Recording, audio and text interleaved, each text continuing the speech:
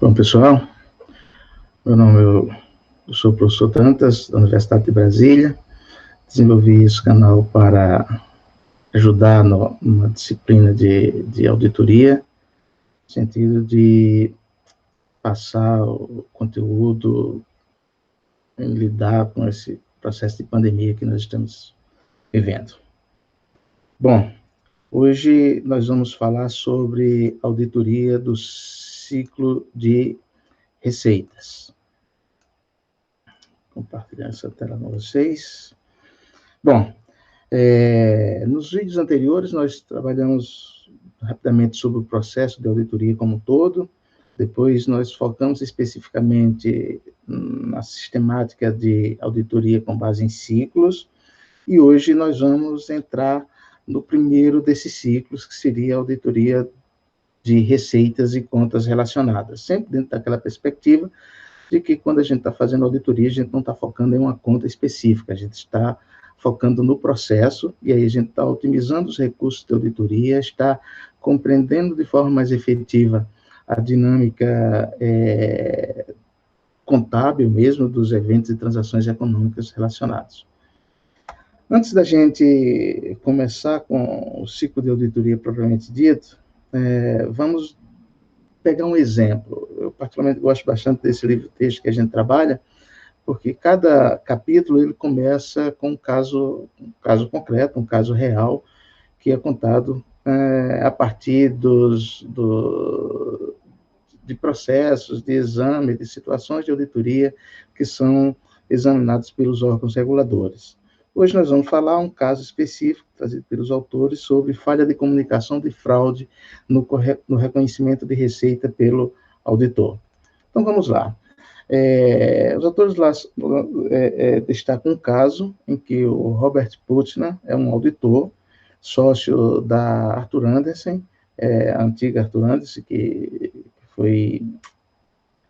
faliu na esteira do escândalo da Enel, né? Mas nos anos 90, a Arthur Andersen é uma das maiores firmas de auditoria do mundo, né? Então, Robert Putnam era auditor sócio da Arthur Andersen e era responsável pelas auditorias na HBOC, no período de 96 a 99. A HBOC era uma empresa produtora de software para o setor de assistência médica. E essa empresa tinha um histórico fantástico de rentabilidade, sempre superava suas metas de rentabilidade, fazia divulgação das receitas, do lucro líquido por ação, que serão três dos indicadores mais acompanhados pelos investidores. Ele fazia a divulgação antes mesmo da conclusão das auditorias. Ele tem uma confiança muito grande nessas informações, já saía fazendo a divulgação.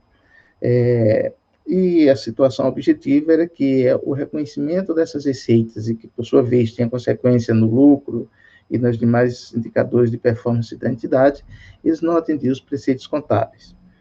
Bom, como é que se deu essa história? No início de 97, o Putnam soube que a HBOC estava reconhecendo receitas em transações com contingências de conselho.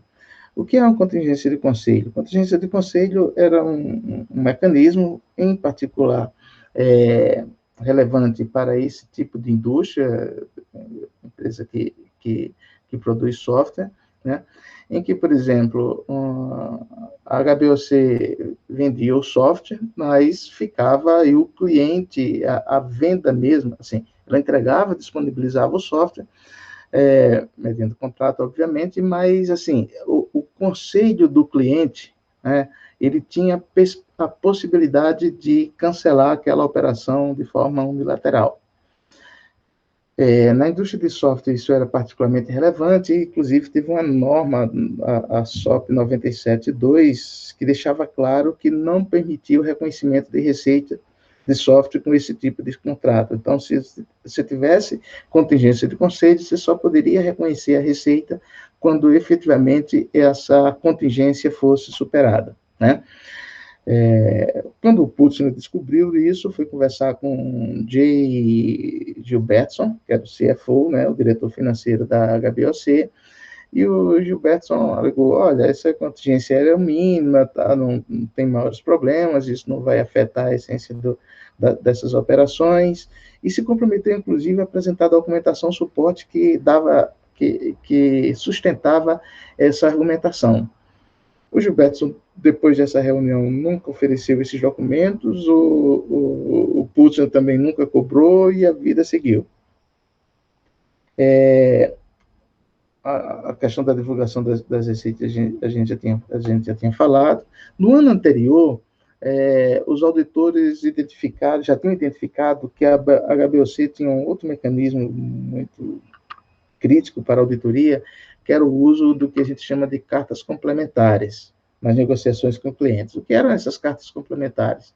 Cartas complementares, você tem um contrato de venda, estabelece as condições iniciais, esse contrato prevê determinadas cláusulas, determinadas obrigações de parte a parte, e depois desse contrato firmado, que geralmente é utilizado para o processo de reconhecimento contábil das receitas, existiam as cartas complementares. A gente poderia chamar aqui no Brasil, mais especificamente, são os aditivos contratuais. Esses aditivos contratuais, eles continham termos, obrigações entre as partes de forma distinta daquilo que estava previsto no contrato original, e essas obrigações adicionais geralmente envolviam direitos de devolução. Ou seja, eu poderia fazer um contrato original em que as condições eram umas, e depois eu criava um contrato, uma carta complementar, um aditivo contratual, que dava direitos adicionais ao cliente de devolução desses produtos, ou desistir da compra do software depois de usar durante um determinado tempo. Esse tipo de operação, esse tipo de documentação, esse tipo de contrato aumenta o risco de auditoria, pois, assim, por exemplo, critérios fundamentais, termos fundamentais, pode ficar à margem do reconhecimento contábil e o auditor não saber.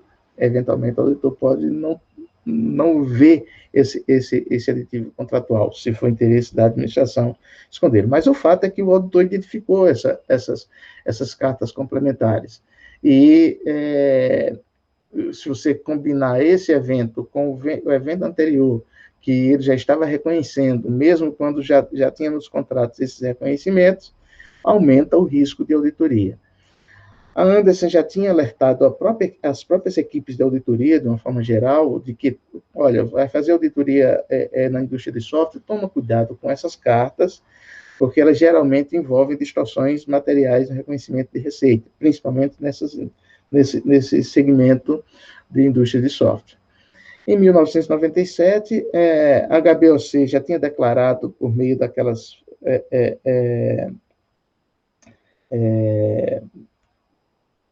daquelas cartas de representação, as representações formais, a HBOC já tinha declarado que cumpria a SOP 97.2, que essa SOP proibia o reconhecimento de receita em casos contingentes de conceito. Mas, no entanto, já estava evidente para os auditores que ele estava cumprindo. Apesar disso, apesar de todos os indícios de risco e de reconhecimento indevido contábil, o Putin, assim, tocou a vida, né? Quer dizer, não ampliou o escopo de auditoria, que a gente já discutiu anteriormente, de que quando se identifica evidências dessa natureza, a primeira reação do auditor é exatamente ampliar o escopo de auditoria, não ampliou o escopo de auditoria, reuniu-se as 3 vezes com o comitê de auditoria e não tratou desse assunto, tá bom? Bom, o que aconteceu? Em janeiro de 99, a McKesson Corporation adquiriu a HBOC.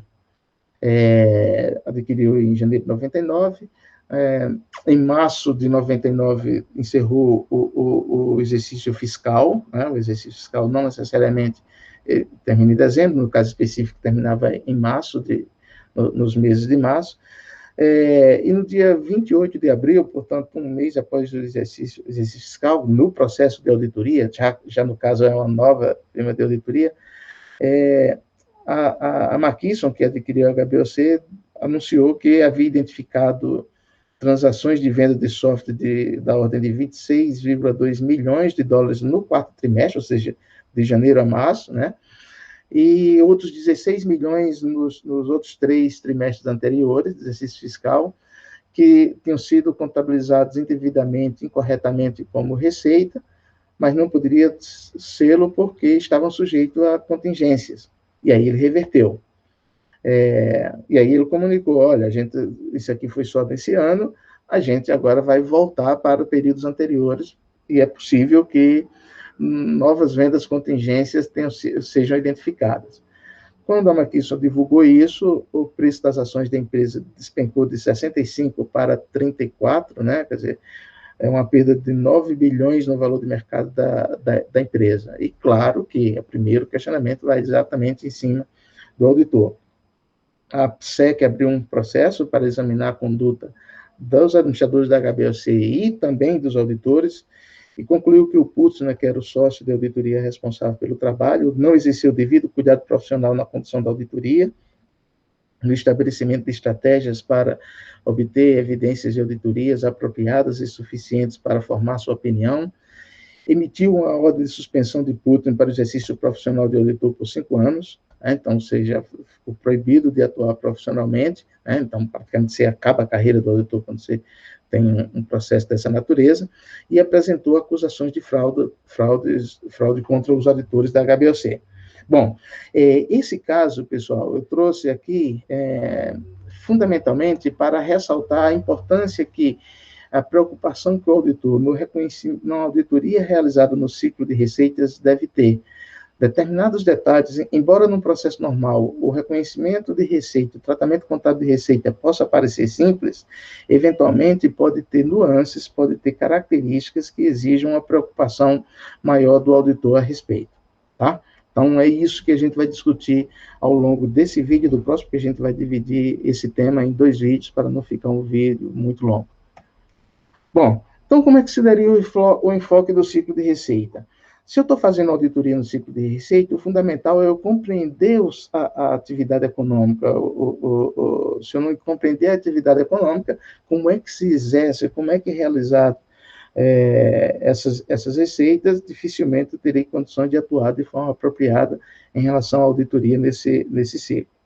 Então, é fundamental a gente abstrair o contábil para compreendermos primeiro como se dá o negócio, né? Então, assim, como é que acontece, de forma geral, o ciclo de receita? Como é que ele se materializa?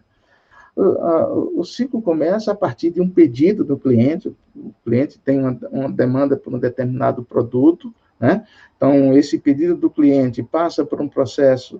Primeira coisa que a empresa tem que fazer, tem condições de atender essa demanda, né? Eu tenho esse produto em estoque, eu tenho condições de produzi-lo no período demandado pelo cliente, então essa é a primeira etapa. Digamos que sim, a gente vai responder sempre sim a esses tópicos, senão o processo para e a receita não é realizada, né? Então, digamos que eu tenho esse produto em estoque, eu tenho condições de produzir no prazo demandado pelo cliente. A próxima etapa, eu tenho que avaliar o risco de crédito do cliente.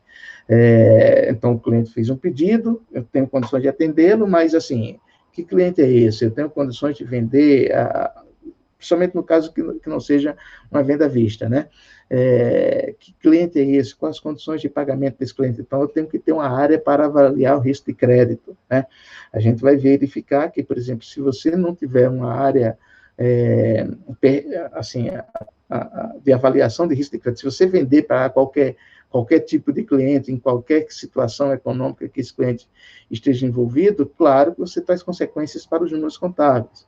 Um deles é o seguinte: eu posso até vender, mas os números contábeis, em tese, devem evidenciar esse maior risco por meio do reconhecimento de perdas e por risco de crédito, né? Então, eu compreendo o processo, eu já começo a pensar na perspectiva de como é que se dá o reconhecimento dos números contábeis, né? Então, estou compreendendo o processo do ponto de vista da atividade econômica, mas eu já começo a pensar, olha, dependendo como seja a política de crédito da entidade, isso deve se refletir nos números contábeis, em maior ou menor provisão para perdas, né?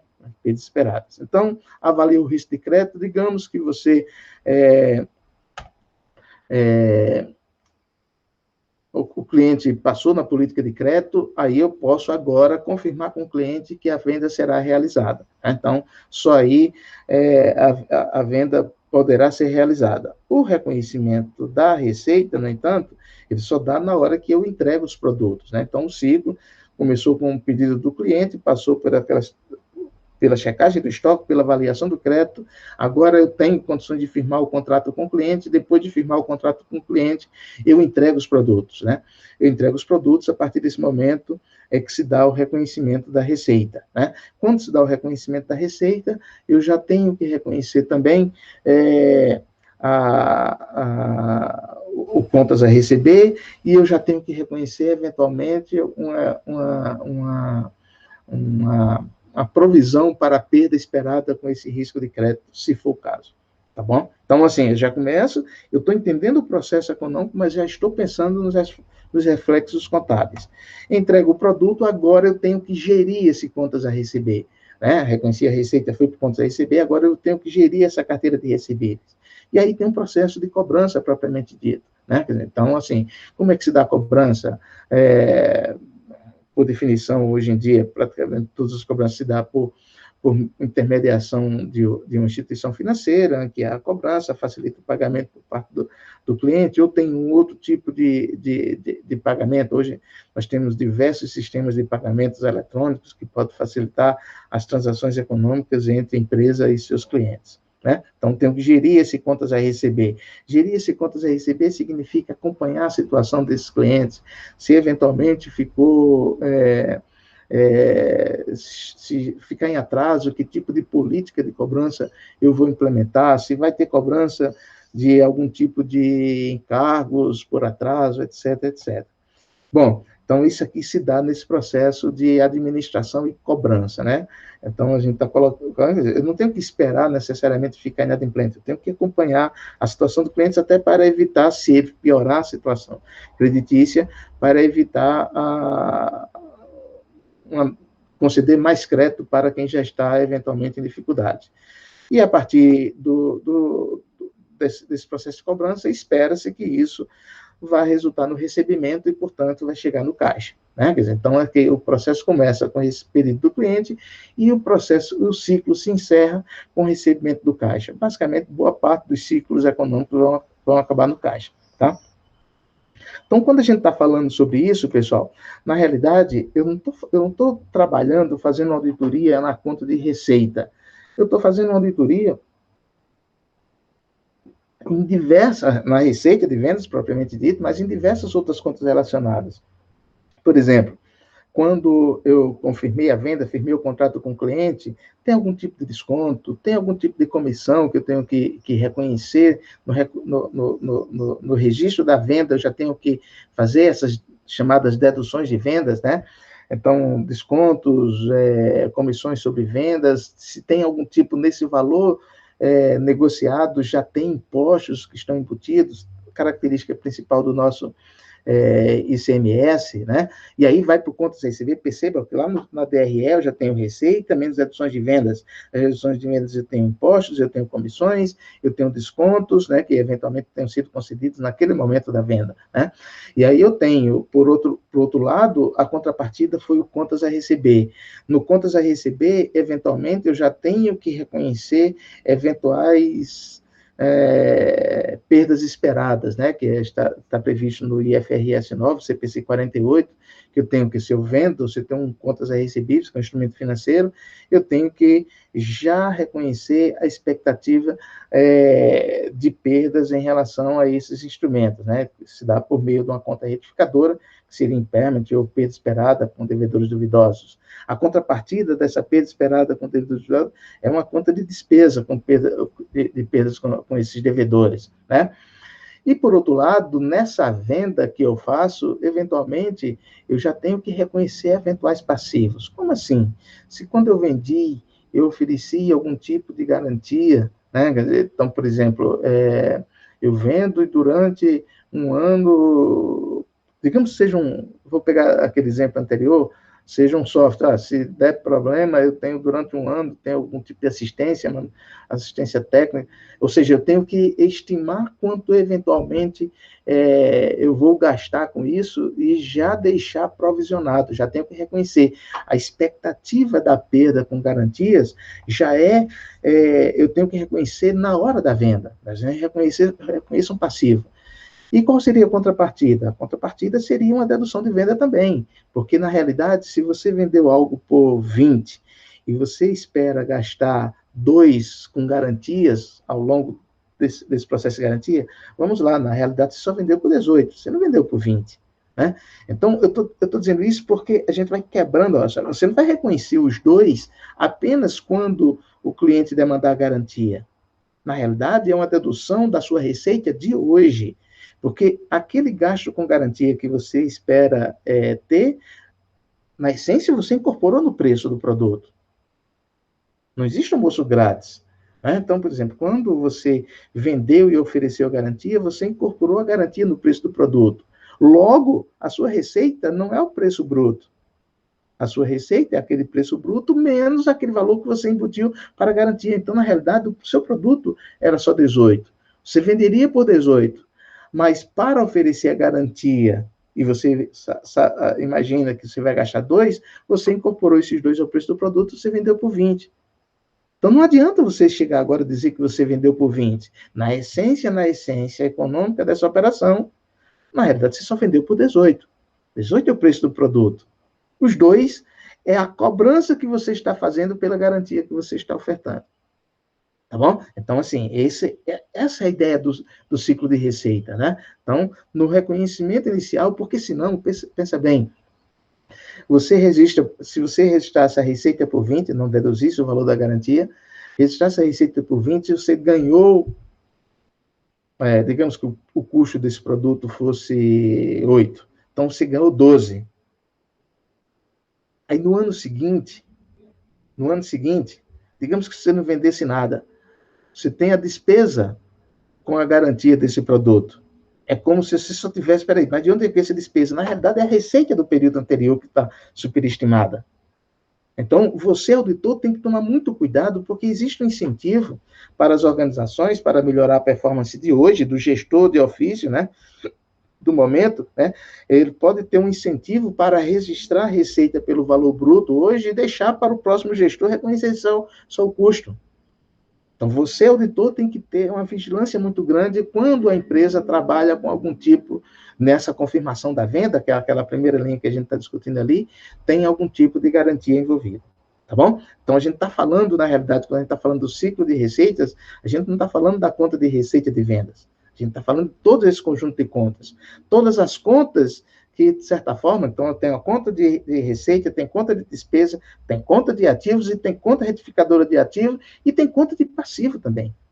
Então, na realidade, eu tenho que entender o negócio para poder saber que contas seriam sensibilizadas nesse processo de reconhecimento da receita. Certo? Então, assim, por exemplo, compreendendo a visão geral do que é esse processo, o ciclo de vendas, vamos, assim, por exemplo, voltar àquelas etapas que nós discutimos no vídeo anterior sobre o ciclo auditoria com base em ciclos, né? E a gente discutiu lá que a gente vai trabalhar sempre com 8 etapas. Todas as auditorias, em qualquer ciclo, nós vamos trabalhar com essas 8 etapas. A gente vai ter sempre, começar a auditoria, levantando informações sobre o risco do negócio e analisar as potenciais motivações para distorções produzidas pelos preparadores das demonstrações, no caso, a administração, tá bom? Então, essas 2 primeiras etapas, depois a gente vai entrar a aplicar procedimentos analíticos, compreender controles, determinar os controles relevantes a serem testados, testar esses controles, analisar o resultado dos testes, e é só, então, chegarmos à aplicação dos procedimentos substantivos, né? Então, a gente vai trabalhar sempre, nesse primeiro momento, vamos trabalhar por tópicos. Vamos trabalhar essas 2 primeiras etapas, que elas dá para analisar em conjunto, né? Então, vamos levantar informações sobre o risco do negócio. Que negócio? Do que a gente está falando, que seria o ciclo de receitas, né? Então, quais são os riscos envolvidos no reconhecimento da receita e recebíveis, né? A receita de vendas e recebíveis. Então, eu já tenho que pensar, entender a dinâmica operacional da entidade, a essência econômica dos seus eventos e analisar que tipo de eventuais incentivos podem estar por trás desse reconhecimento contábil para eu, auditor, me prevenir. A gente já discutiu que o auditor é essencialmente um processo de auditoria, é essencialmente um processo de estratégia, né? Então, vamos lá. Vamos para a etapa 1 e 2. Então, assim, por exemplo, quando a gente fala em receita de vendas, Em princípio, pessoal, parece simples quando a gente começa a estudar contabilidade lá em geral 1, né? Ou contabilidade básica, dependendo de qual for a nomenclatura do currículo, né? Mas no nosso caso da UNB seria geral 1. Lá em geral 1 a gente já começa, e uma das primeiras coisas que a gente vê, assim, um dos primeiros lançamentos que a gente discute é receita de vendas, né? Quer dizer, e parece absolutamente banal o reconhecimento de receita, né? Mas a gente tem que tomar cuidado, porque o reconhecimento de receitas, em algumas situações, pode ser complicado. E eu, auditor, tenho que entender como se dá a dinâmica operacional do negócio da entidade para descobrir qual seria a forma mais apropriada do reconhecimento dessas receitas, né? Então, assim, por exemplo, a gente tem um grande mantra nesse processo de reconhecimento da receita de vendas, que é o seguinte: a receita de vendas só deve ser reconhecida quando ela é realizada, ou quando ela é realizável e foi ganha, né? Quer dizer, quando eu efetivamente entreguei o produto, eu ganhei. Eu vou realizar financeiramente, né? Quer dizer, mas assim, entreguei o produto, eu tenho a receita. Eu cumpri as obrigações para o atendimento das receitas, né? Por exemplo, naquele caso da firma de software que a gente acabou de ver, aquele exemplo, a entrega do software não é suficiente para ganhar essa receita. O suficiente para ganhar a receita seria passar pelo teste do conselho da empresa cliente. Então, assim, eu só tenho que identificar o que é que caracteriza a receita. Por definição, assim, a regra mais comum que a gente tem é o seguinte: é quando você entrega o produto, entrega o bem, né? Então, você já tem direito de receber essa receita, essa é uma primeira essência, e vai ter sempre as excepcionalidades, ou quando você presta o serviço, você efetivamente ganhou essa receita. Então, esse aí seria o nosso primeiro manto, seria a parte fácil da coisa. Eu, auditor, para entender isso, eu tenho que entender o processo de geração de resultado do cliente e aplicar as normas contábeis apropriadas. O caso da empresa de software é um caso, né? A gente poderia pensar aqui o seguinte: olha, uma empresa que trabalha no segmento de telefonia, por exemplo. Quando é que ele ganha receita? Por exemplo, quando é que uma empresa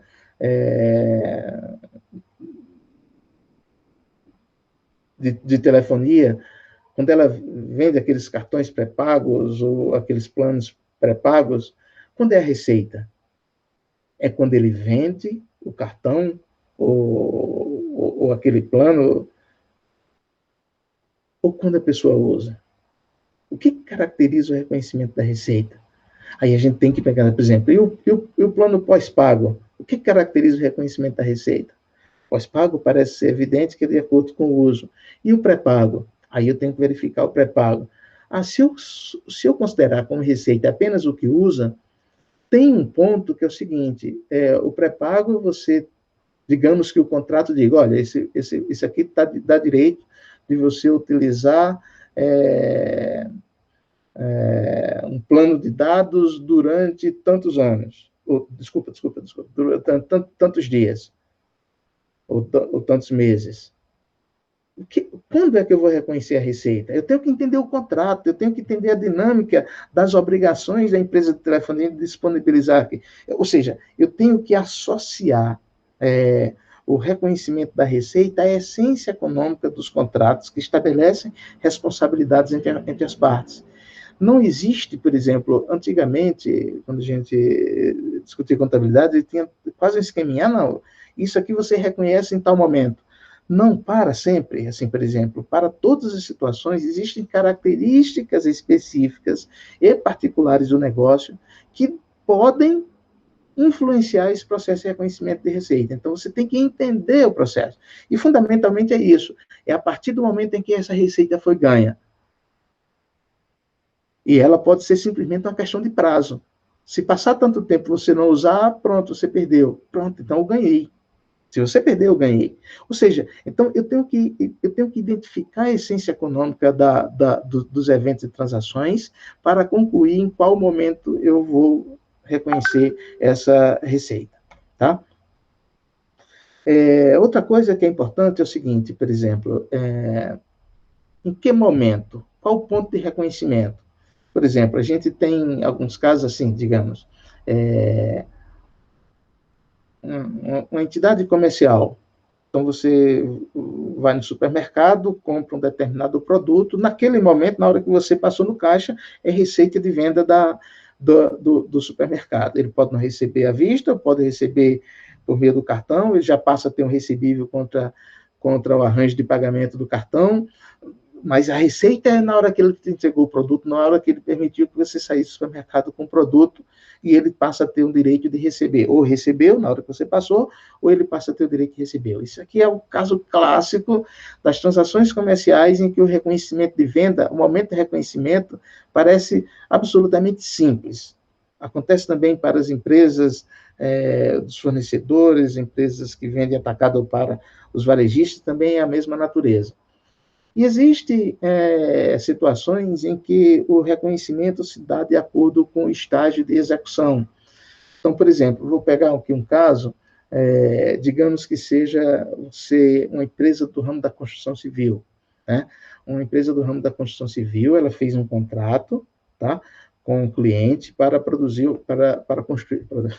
construir um prédio, né? Quer dizer, para construir um prédio. E nesse contrato é firmado as condições, olha, tem um cronograma, tem um projeto, tem umas etapas a serem cumpridas, e de acordo com cada etapa você vai tendo direito ao reconhecimento dessa receita, ou seja, de acordo com o estágio de execução da obra, a empresa que está construindo o prédio já tem o direito de receber, já tem o direito àquela receita, efetivamente ela já ganhou aquela receita, porque ela já está cumprindo com suas obrigações. Né? Ela não deve reconhecer como receita apenas quando o prédio ficar pronto. Imagina a empresa ficar o tempo todo sem reconhecimento de receita, um dia que entregar o prédio, recebe tudo de uma vez? É óbvio que não é assim. Então, alguns casos vai ser de acordo com o estágio de execução. No próximo slide a gente vai detalhar um pouco mais isso. Tá? Outra coisa importante que pode provocar risco de distorção é o direito de devolução por parte do cliente e o histórico de devolução. Então, o que significa isso? Digamos que é uma empresa que vende determinado produto e digamos, eu vou exagerar no exemplo para ficar mais claro o meu propósito. Digamos que 25% de tudo que ela vende é devolvido. Exemplo, tá, pessoal? Aí ela fez uma venda hoje. Será que é razoável reconhecer a venda no global? Se eu sei que, pelo histórico, 25% disso vai voltar.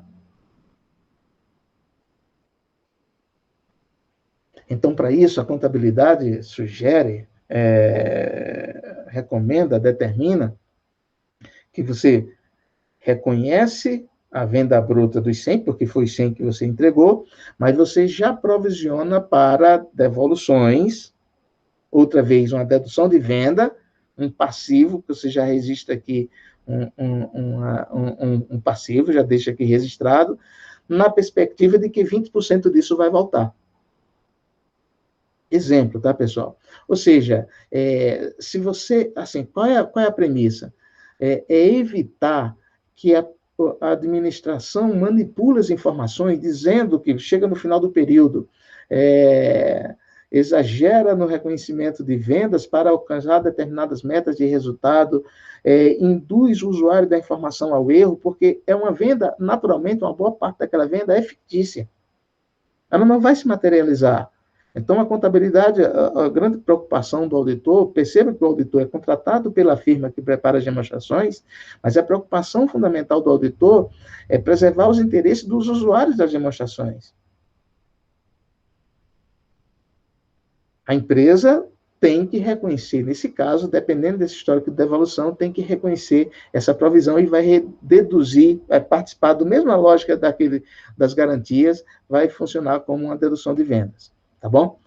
O CPC 47 ele vai disciplinar esse processo de reconhecimento, mensuração e evidenciação de receitas. Como é que ele traz, pessoal? Basicamente, a gente pode definir que o processo de reconhecimento de vendas tem 5 passos, e eu, auditor, tenho que ter esses 5 passos na veia, tá entendendo? Quer dizer, na essência, para entender se eventualmente a administração não está cometendo algum equívoco no processo de reconhecimento das receitas. O primeiro passo é o seguinte: para reconhecer a venda, eu tenho que identificar o contrato com o cliente. O que é o contrato? Um contrato, de forma geral, ele é um contrato escrito, mas, eventualmente, é o acordo firmado entre a empresa e o cliente sobre as condições em que aquela transação de venda ou de prestação de serviço ela é realizada, tá? Então, assim, por exemplo, vamos lá, eu vou pegar aquele caso de uma empresa da construção civil que é contratada para construir um prédio de uma outra empresa. Então, eu tenho um contrato. Esse contrato tem a obrigação, eu sou a empresa de construção civil, de construir esse prédio com tais especificações, etc., etc., e ajusta preço, tudo está definido, né? Quer dizer, você tem cronograma, tem as especificações técnicas, tem as condições em que ele vai ser construído. Então, tudo está acordado, está definido nesse contrato com o cliente. A próxima etapa seria identificar as obrigações de desempenho estabelecidas no contrato. Eu tenho que pegar esse acordo agora e digamos o seguinte: quais são as obrigações? Você vai entregar esse produto lá na frente. Mas existem obrigações de desempenho, que a gente diz assim, que é cumprimento do contrato. Ah, não. Então, você tem que fazer as fundações, se eu cometer alguma impropriedade aqui no relato sobre o negócio da construção civil, vocês desconsiderem, mas eu estou simplesmente, porque eu não sou especialista no tema, estou tentando construir aqui um exemplo hipotético para a gente compreender a dinâmica contábil, né? Mas nesse contrato tem as obrigações de desempenho. Então, como é que seria esse processo de construção das fundações, que características, que obrigações, as especificações técnicas, tudo isso aqui está estabelecido. Eu tenho um contrato, está estabelecido o preço e tudo mais, identifiquei as características de desempenho, né? Esse preço está estabelecido no contrato também. Olha, em função, quando você entregando esse prédio todo, você tem isso aqui, né? O preço, a construção, quanto é que vai custar para o cliente da firma. Aí eu vou o seguinte: como eu identifiquei na etapa 2 as obrigações de desempenho, eu tenho tanto de fundação, depois eu tenho, digamos, preparar a estrutura de paredes, depois tem como é que se dá essa questão de acabamento, eu vou criando etapas, né? As etapas dessas obrigações. E eu tenho o preço total, ou seja, em função do preço, eu vou ganhar tanto para a produção, para a construção do prédio. Mas, assim, em cada etapa que eu cumprir, cada etapa da obrigação 2 aqui, do item 2, da etapa 2 aqui, cada etapa dessas obrigações de desempenho que eu cumpri, por exemplo, eu sei quanto é o preço total, eu vou alocar esse preço da transação a essas etapas intermediárias. Ah, então quer dizer que quando eu concluir a parte de fundação, eu já cumpri tanto por cento da obra, como se eu tivesse ganhado tanto por cento daquele contrato, ou seja, tanto por cento do preço daquela transação. Portanto, eu posso alocar que quando eu concluir essa fundação, eu já ganhei, digamos que seja 17%. Então, eu já ganhei 17% daquele preço, daquele valor acordado no contrato com o cliente. E depois que você levantar as paredes, mais tantos por cento. Então, você vai alocando essas obrigações intermediárias de cumprimento, né? Você vai alocando o preço do negócio como todo a essas obrigações intermediárias. E quando você faz isso, você pode reconhecer a receita no momento em que, ou à medida que a entidade cumprir uma obrigação de desempenho. Ou seja, quando eu cumprir a obrigação, aquele valor atribuído ao processo da fundação, eu já reconheço como receita. Terminei de levantar as paredes, fiz as instalações hidráulicas, já ganhei mais tanto. Opa, essa receita eu já reconheço. Ou seja, a cada etapa de obrigação de desempenho, você vai reconhecendo essa receita. A gente pode definir que isso aqui como se fosse uma linha mestra para o processo decisório por parte do preparador das demonstrações financeiras, que é a própria administração, e a referência, por óbvio, também para o auditor, porque o auditor vai avaliar exatamente o processo de reconhecimento dessas receitas. Bom, O risco de distorção em vendas, portanto, para o auditor lidar com esse risco de distorção, ele tem que reconhecer a natureza das obrigações após a entrega do bem. Por exemplo, tem garantias?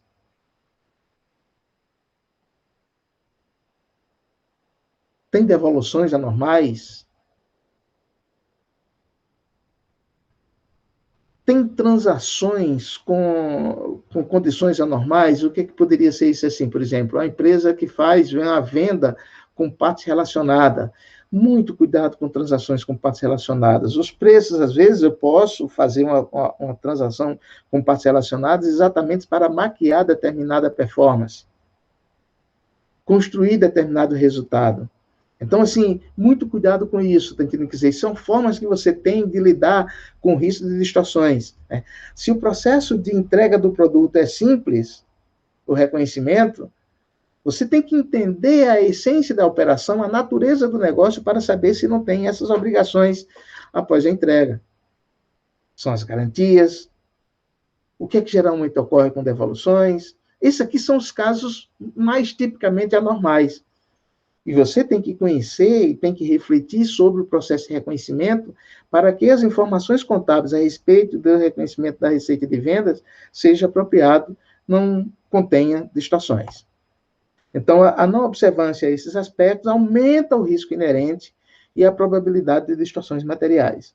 Se você não prestar atenção, se você não entender a natureza econômica dessas transações, do que ocorre após a entrega, né? Quer dizer, se você não entender o ciclo da receita como um todo, se você estiver preocupado só no momento até que o produto foi entregue ou que o serviço foi prestado, você pode estar incorrendo num erro fantástico. Você tem que entender todo o processo para concluir se o reconhecimento hoje, se situações que podem acontecer no futuro, não afetam o seu reconhecimento hoje. Tá bom? Então, eu tenho que ter essa visão sistêmica e completa do processo. O que é que, geralmente, o auditor tem que estar preocupado? Por definição, pessoal, existe um incentivo da administração em inflar receita, para melhorar a performance, para demonstrar uma situação econômica melhor do que aquela apresenta. Né? A exceção a isso é quando você está fazendo auditoria de tributo, porque a auditoria de tributo, geralmente, a entidade tem um incentivo para reduzir o pagamento de tributo e aí reduzir a receita. Mas a gente não está falando de auditoria tributária, nós estamos falando de auditoria de demonstrações financeiras voltadas para os usuários externos, portanto, em que o incentivo clássico é que a administração tenha o desejo, a intenção de transparecer uma boa performance. Quer seja para melhorar o preço das suas ações, quer seja para aumentar a possibilidade de acesso a recursos de instituições financeiras, quer seja para reduzir o custo de captação do recurso. Então, quanto melhor e melhor situação econômico-financeira a entidade tiver, em tese, menor é o custo do capital e ela procura demonstrar isso. Né? Às vezes, ela procura demonstrar, inclusive, maquiando, manipulando as informações. E a inflar receitas é uma delas. Né? Então, geralmente, onde é que acontece esse processo de inflar receita? O clássico é o seguinte, é reconhecer receita sem ter enviado o produto. Quando chegar, na hora que firmou o acordo com o cliente, já emite a fatura e reconhece a fatura como a receita. A emissão da nota fiscal como receita. A emissão da nota fiscal não é reconhecimento de receita. A emissão da nota fiscal é a emissão da nota fiscal. O reconhecimento de receita se dá quando eu entrego o produto, quando eu envio o produto, quando eu entrego o produto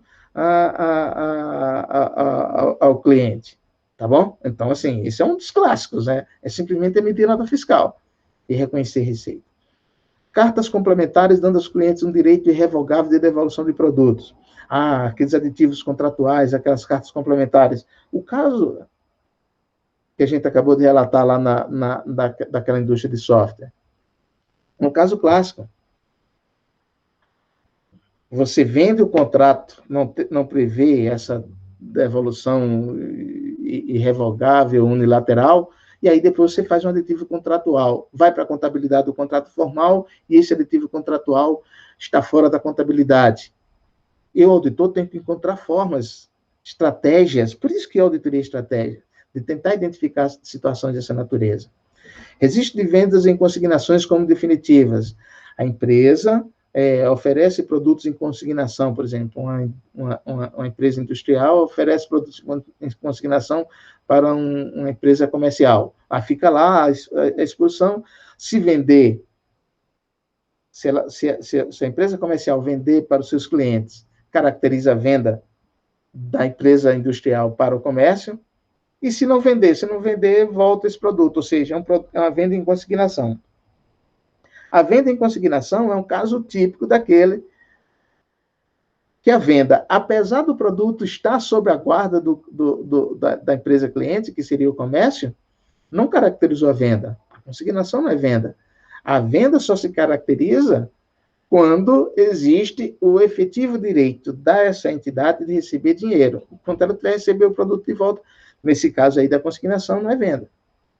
Reconhecimento antecipado de vendas que ocorreram após a database. É aquele caso, até você emite a nota fiscal, você só entrega o produto depois. A venda só aconteceu lá depois. Mas existe uma necessidade, às vezes, de antecipar vendas para alcançar determinada meta, para alcançar determinado resultado.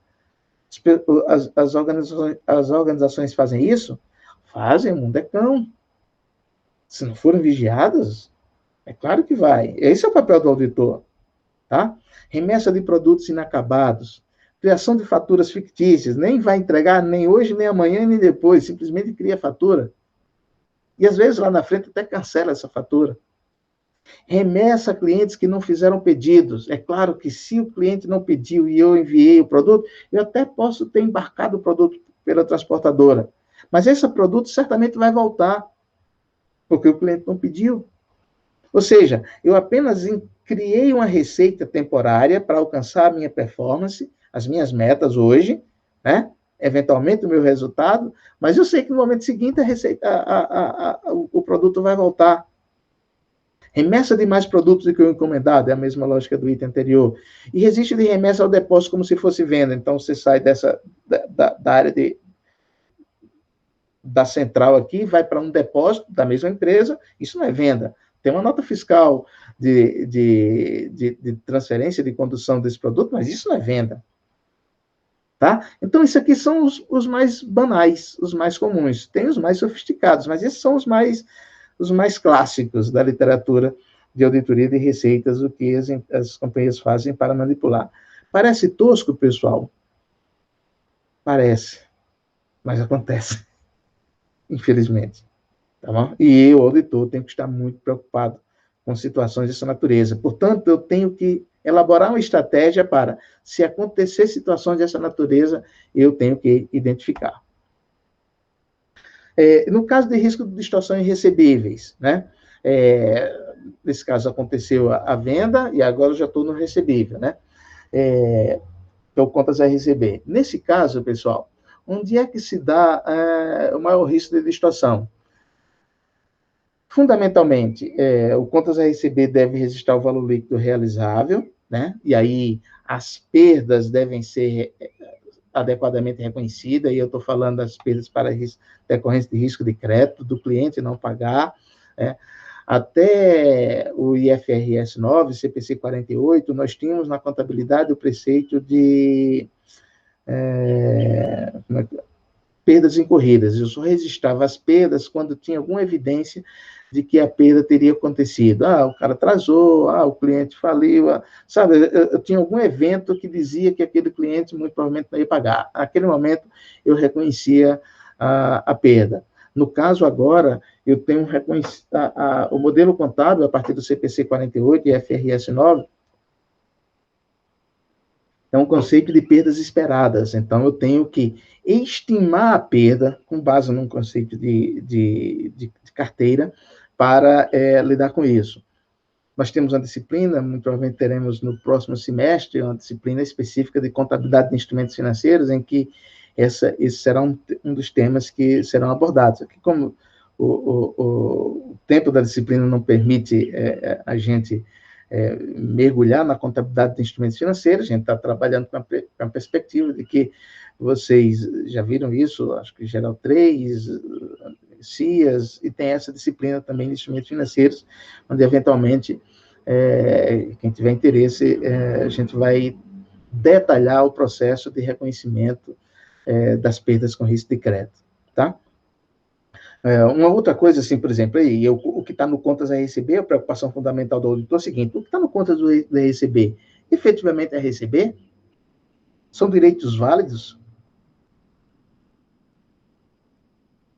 Eu entreguei esse produto? Eu prestei esse serviço? O cliente reconhece que deve? Não foi objeto de devolução? Ou seja, eu tenho que ter duas preocupações recebíveis, são bastante simples. Primeiro, o que está registrado a receber, efetivamente, são direitos legítimos, válidos, e se ele está adequadamente reconhecido, ou seja, se as perdas estão reconhecidas. Esses aqui são em relação à mensuração do valor da carteira de recebíveis, essas são as duas preocupações fundamentais. Mas tem outras, né? Mas tem outras questões.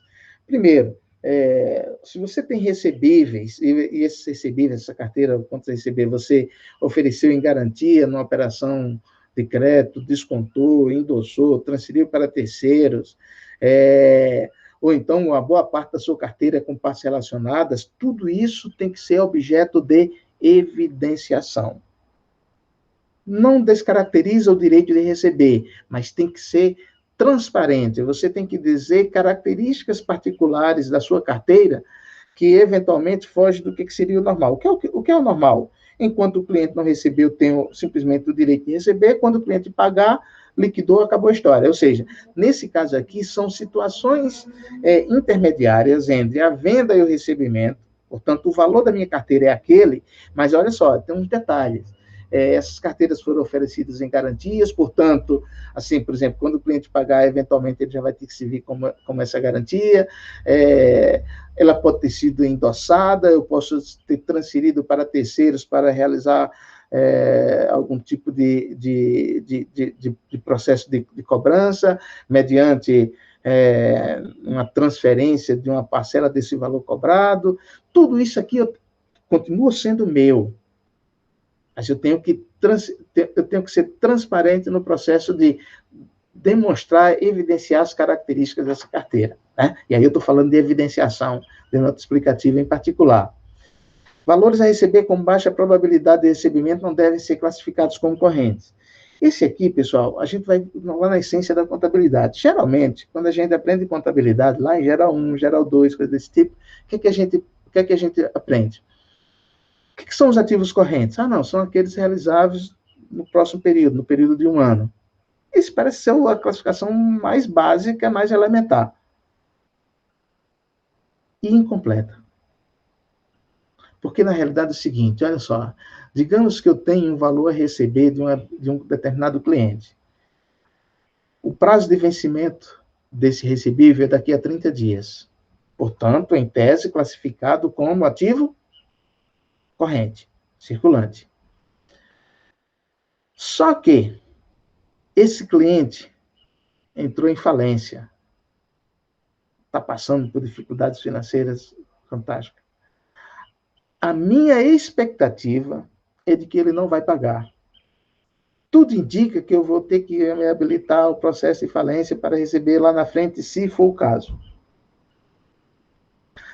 Bom, o conhecimento desse evento, a primeira coisa, já deve impactar o reconhecimento de perdas, na provisão esperada para devedores duvidosos, mas mais do que isso, se existe uma baixa probabilidade de recebimento, não faz sentido eu classificar como ativo circulante. Ou seja, mesmo que ele vença daqui a 30 dias, eu tenho que classificá-lo como ativo não circulante, realizável a longo prazo.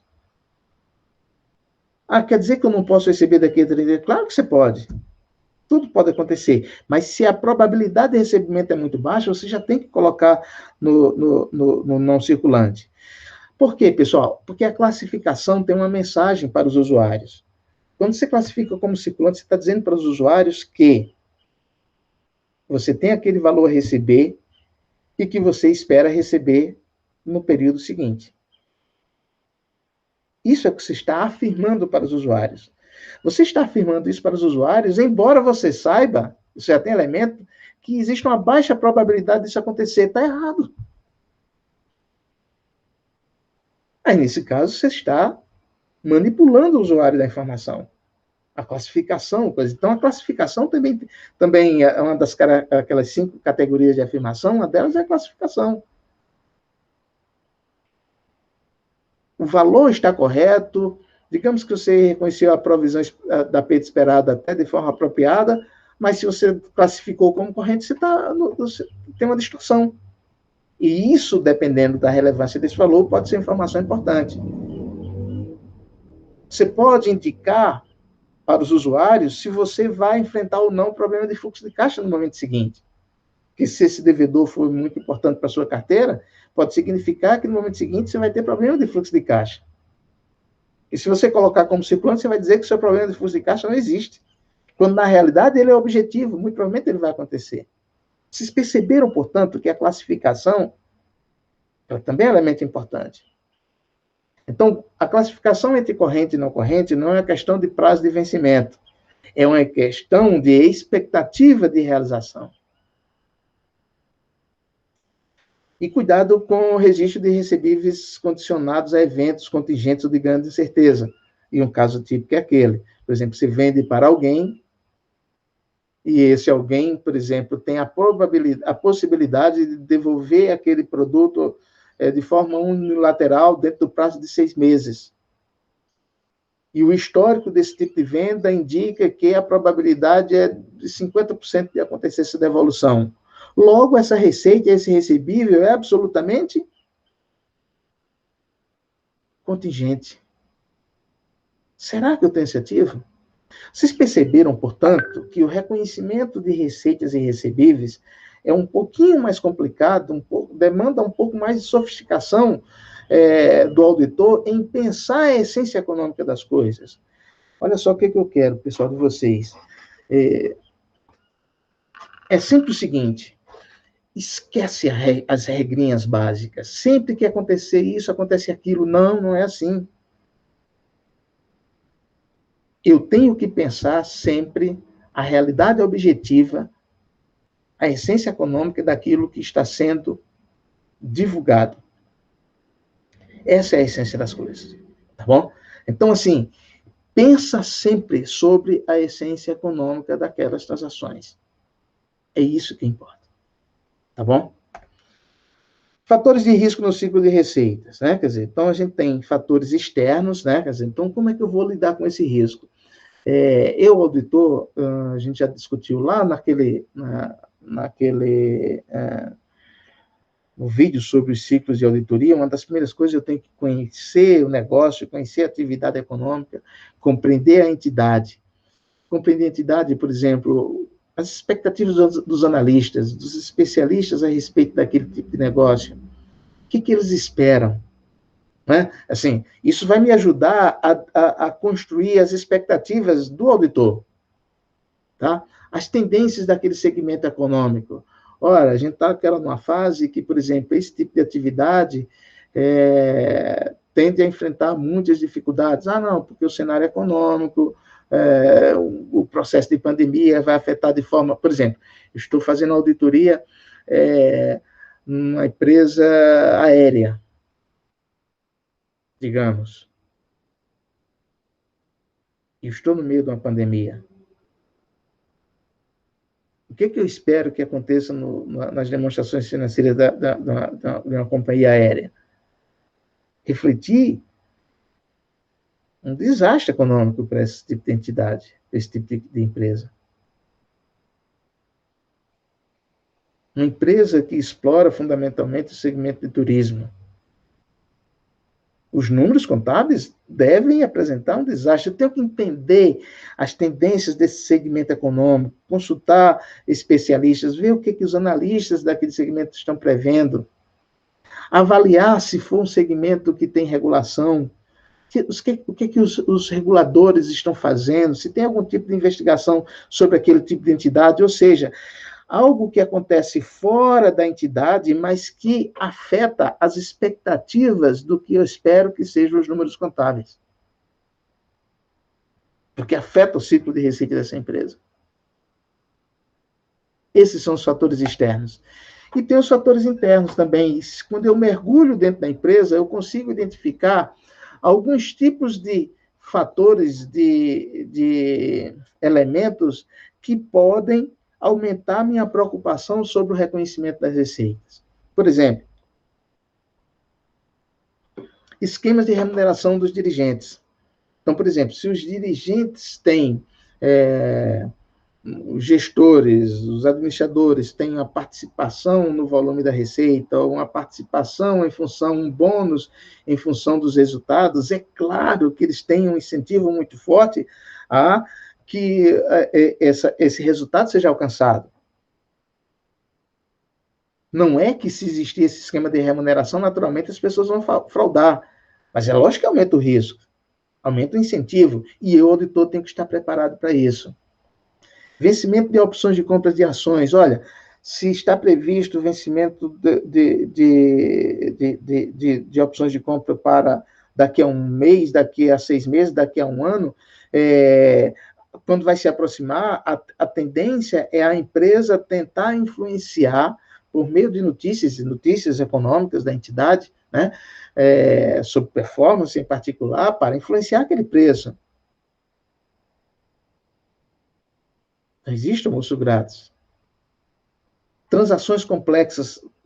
Uma transação de venda, uma coisa muito cheia de condicionantes, e isso pode ser construído exatamente para dificultar a contestação do reconhecimento dessa receita. Muito cuidado com isso. Aí você tem que se especializar, você tem que entrar na essência econômica dessas transações.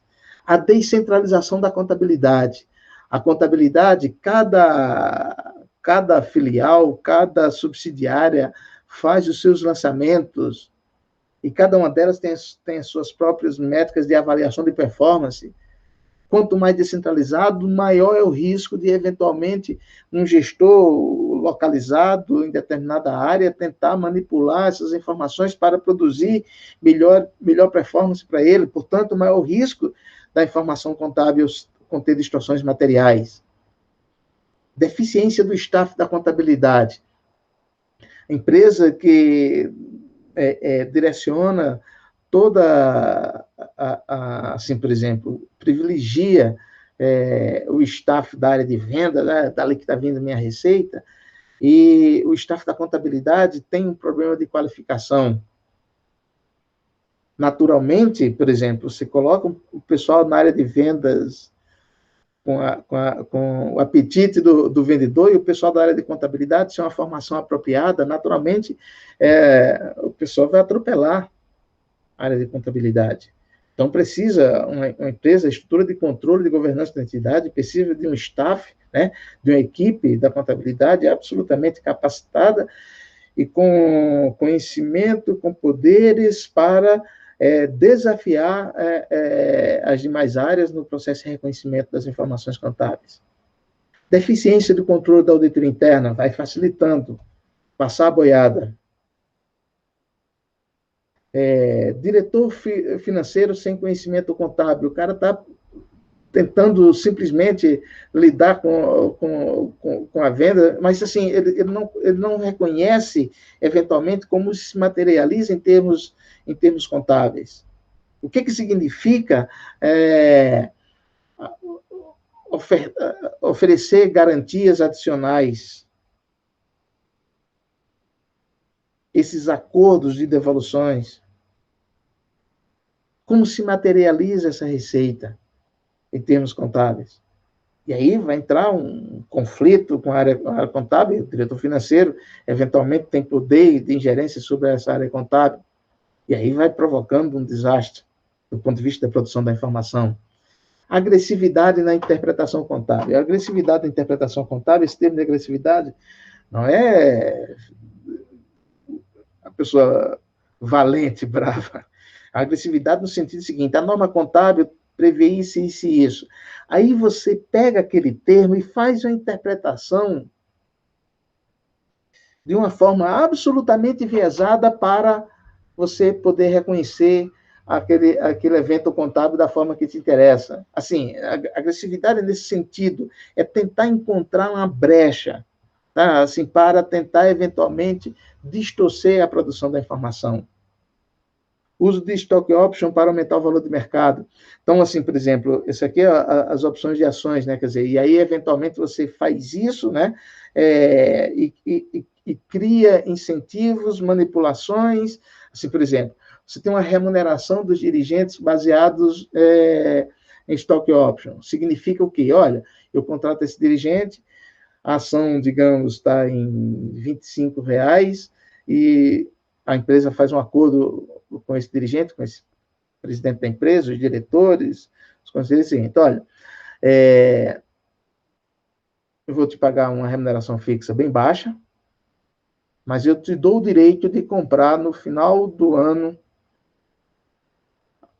tantas mil ações, hoje a ação está 25, você tem direito de comprar por 27. Eu te vendo por 28. Você tem o direito de comprar tantas mil ações por 28. O que eu estou oferecendo para esse gestor? Olha, faça o preço dessa ação subir. Lógico, se subir, eu sou o dono da empresa, o controlador da empresa, eu tenho interesse que suba. Mas o cara do outro lado, o gestor que tem essa stock option, né, tem o direito de comprar por 28, ele vai fazer tudo e mais um pouco para que o preço dessa ação supere 28. Digamos que ele chega no final do ano, o preço dessa ação está a 35. Ele tem direito de comprar, digamos, 10 mil ações a 28. 10 mil não, 100 mil ações a 28. E o preço da ação está a 35. Ele compra 100 mil ações a 28, vende a 35, ganha 7 em cada ação. Como são 100 mil ações, ele ganhou 700 mil. Você percebeu como é que, eventualmente, ou seja, gente, o gestor vai fazer tudo que tiver ao alcance dele, inclusive uma agressividade na interpretação contábil, a manipulação dos números contábeis, para fazer o preço dessa ação e é o máximo possível, porque quanto mais ele for, mais ele ganha. Porque tudo que superar o 28 é ganho dele. Aí ele multiplica, cada R$ 1 a mais é 100 mil a mais. Cada R$ 1 a mais no preço dessa ação é 100 mil a mais para ele. Se a ação for a 50, ele vai ganhar 22 vezes 100 mil. 2 bilhões e 200 mil. Acho que acontece. 2 bilhões e 200 mil se a ação for 50, porque travou o direito de comprar a 28. Então, assim, esses são incentivos, pessoal. Isso aqui é só porque... Perceba que você não está analisando os números contábeis propriamente dito ainda. Você só está entendendo onde é que você está pisando, que são aqueles 2 primeiros elementos. Saber onde é que tem risco. Saber o que é que, eventualmente, você tem de incentivos por parte da administração. Aí, pronto, você terminou essas 2 primeiras etapas, levantou essas informações, já sabe onde é que você está pisando, entendeu a essência, a atividade econômica, as motivações que, eventualmente, os gestores e preparadores das demonstrações têm para manipular essas informações a respeito de vendas e recebíveis. E agora eu vou começar a olhar os números contábeis. Eu vou analisar, aplicar procedimentos analíticos. O que é aplicar procedimentos analíticos? Analisar o comportamento dos dados a respeito daquele ciclo de vendas e recebíveis, para tentar identificar relações não esperadas. O que é uma relação não esperada? Um comportamento anormal, um indício de problema. É indício de problema, não é prova de que tem problema. A prova de que tem problema é só quando você fizer o teste substantivo. Mas, eventualmente, quando você faz isso, você já começa a ter um primeiro levantamento de onde pode ter maior risco de auditoria, portanto, maior risco de distorção. Tá bom? Então, o autor deve identificar se não há atividade em comum, como concentração de vendas nos últimos dias do ano, no período do ano. O que é que pode? Dizendo que é prova.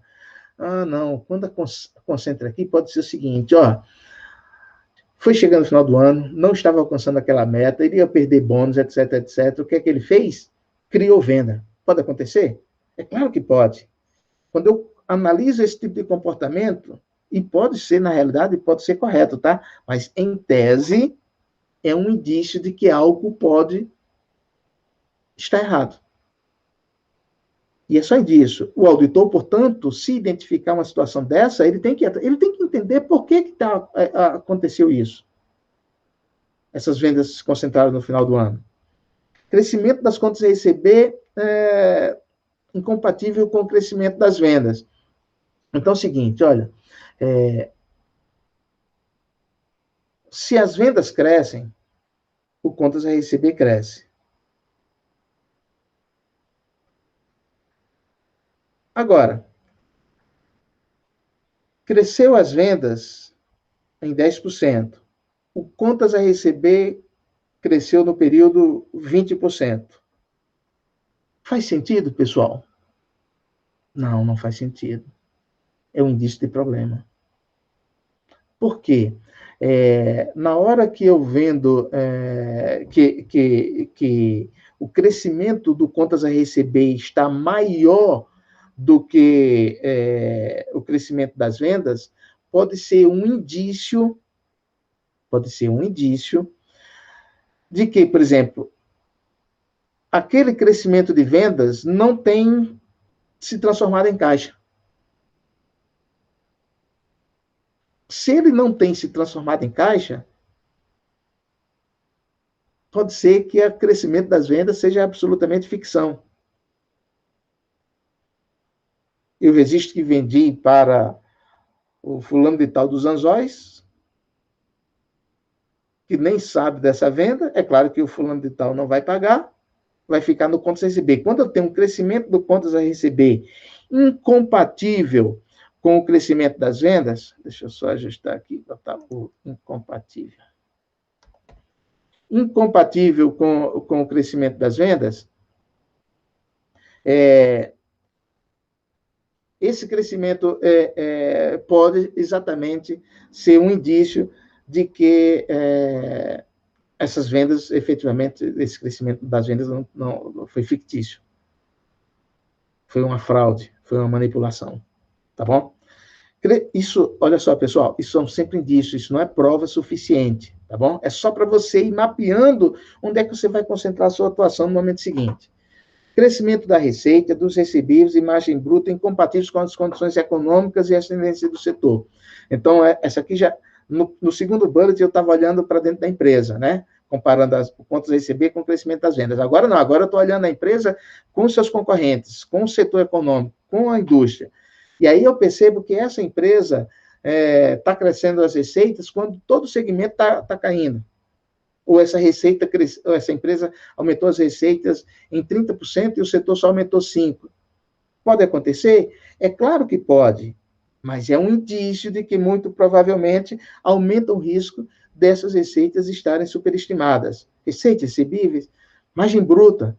Margem bruta significa a diferença entre o preço de venda e o custo dos produtos vendidos. A margem bruta, em tese, a gente já chegou a discutir num vídeo anterior, a margem bruta, em tese, tem que ser compatível com o segmento econômico. Ah, eu tenho uma margem muito maior do que meus concorrentes. Pode? Claro que tudo pode. Mas, em tese, eu tenho que ir atrás para entender como é que você faz. Que mágica é essa? Você vende mais caro do que os concorrentes? Por que os clientes compram de você, apesar de ser mais caro? Se você tem um produto substitutivo. O mercado oferece. Ah, não, é porque o meu custo é mais baixo. Que mágica é essa? Que só você descobriu. Então, eu tenho que entender as razões e ir atrás. Eu identificar situações da natureza, eu tenho que ir atrás. Não é prova suficiente de que está errado, mas é evidência de que eu tenho que ir atrás. Concentração anormal de vendas a clientes, em comparação com o exercício anterior. Ah, a venda agora está concentrada em clientes tais. Que clientes são esses?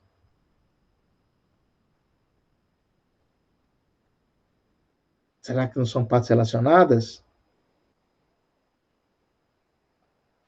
Por que esse ano você só está vendendo para o cliente X?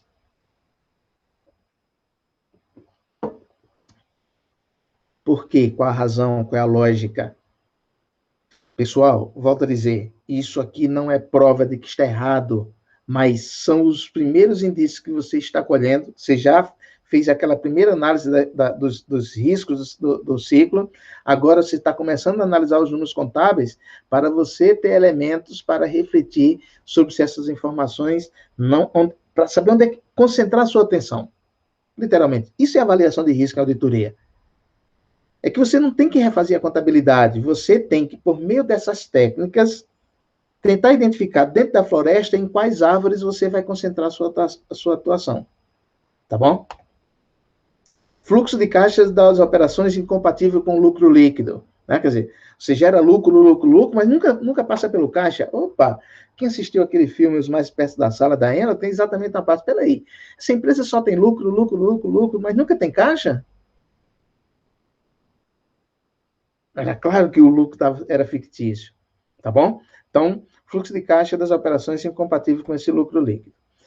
Bom, pessoal, esse primeiro vídeo nós vamos desse ciclo de auditoria do ciclo de receitas, vamos parar por aqui.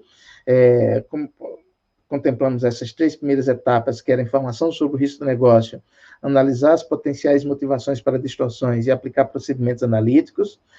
No próximo vídeo, a gente vai dar sequência e vai fazer a análise da compreensão do controle, determinar o que é relevante, elaborar um plano para trabalhar, analisar os resultados dos testes de controle e até aplicar os procedimentos substantivos. Bom, a gente volta no próximo vídeo. Até mais e vai, Corinthians!